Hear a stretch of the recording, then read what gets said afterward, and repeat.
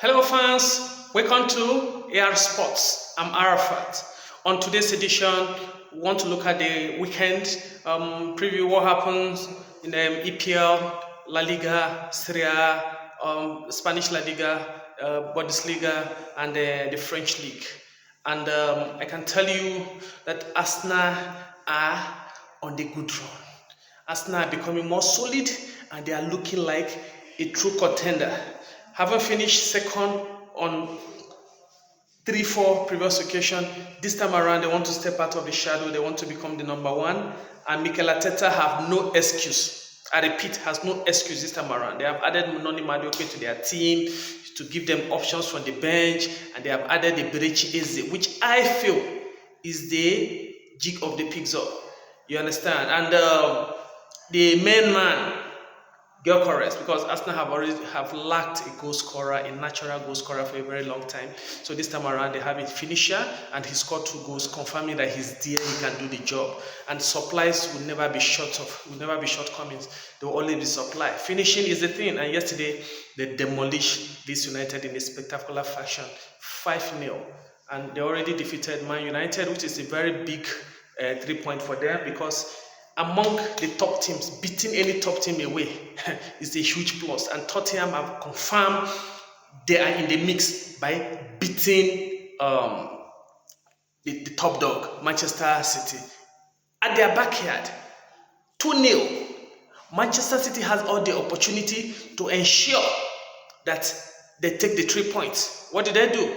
They keep missing the goals. Mamouche is one of the biggest culprits, and Erling Haaland, they lost the chances. What happened?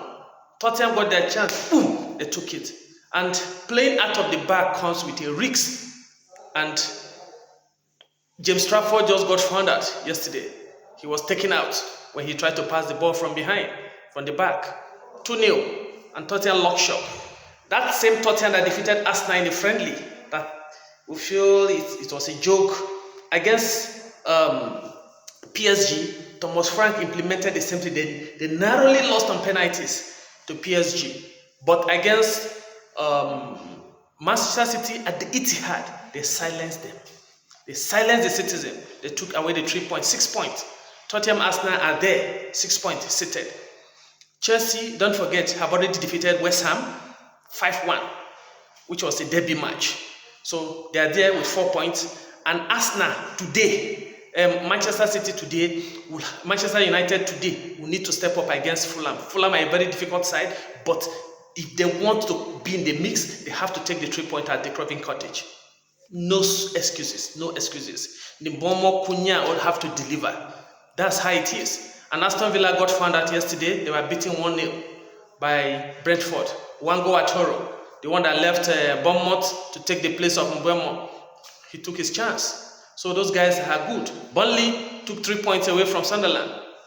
So the EPL is hotting up. Everybody is trying to take a stake. Then today, Everton will need to step up. Crystal Palace against Nottingham Hotspur. Against Nottingham Forest. You get to hear the review at the end of it. Meanwhile, let's dive straight to Serie A. In the Serie A, Kevin De Bruyne announced himself with a brilliant free kick. 2-0 it ended. McTominay continued from where he started. He stopped last season. Meanwhile, Napoli are looking for a striker, having lost Romelu Lukaku due to injury, but they look so good. Going through the team sheets and looking at the bench, I felt Napoli stand all the chance to retain the trophy. Another dark horse in the Serie A that you need to watch out for is Fabregas Como. They will be in action today against Lazio. I'll bring you the review after the end of the game.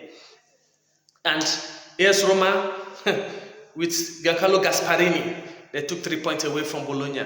1-0 it ended. In the La Liga, Atletico Madrid, their poor form continued. They lost last weekend, and yesterday they scored. It didn't even take 20 minutes. Eche equalized, and Eche were the better side. You know, the position-based football, they were busy tapping the ball left, right, center, and Griezmann looks a shadow of himself when he came in. His shots were so lame, you know.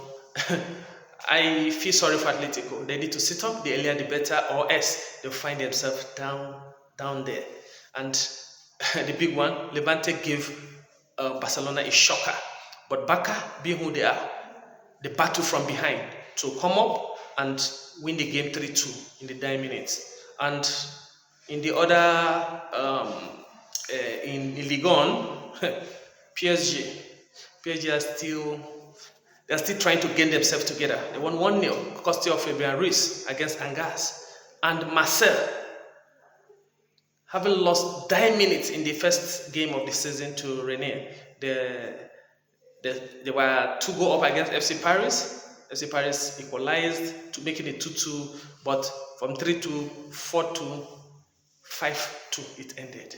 They are doing well, and the youngest team in Europe and the youngest team in France, Strasbourg, they're in action today against Nantes. They have already won 1-0 against Metz away. If they win today, they will be top of the league.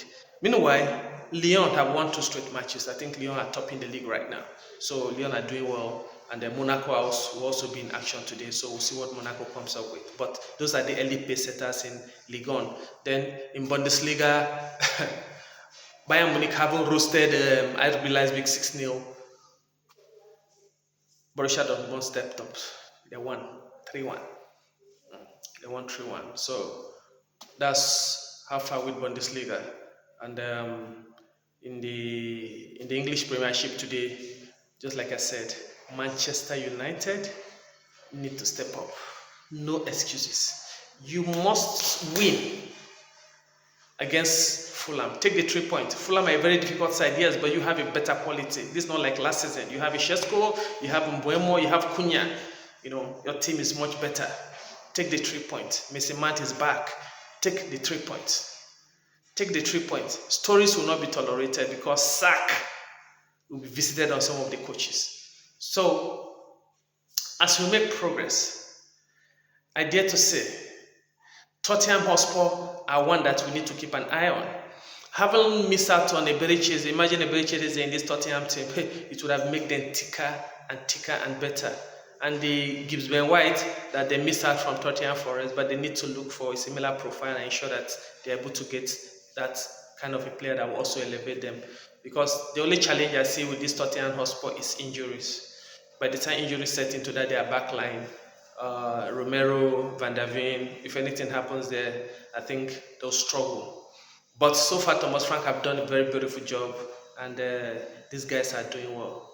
And the men at Stamford Bridge, they are not joking.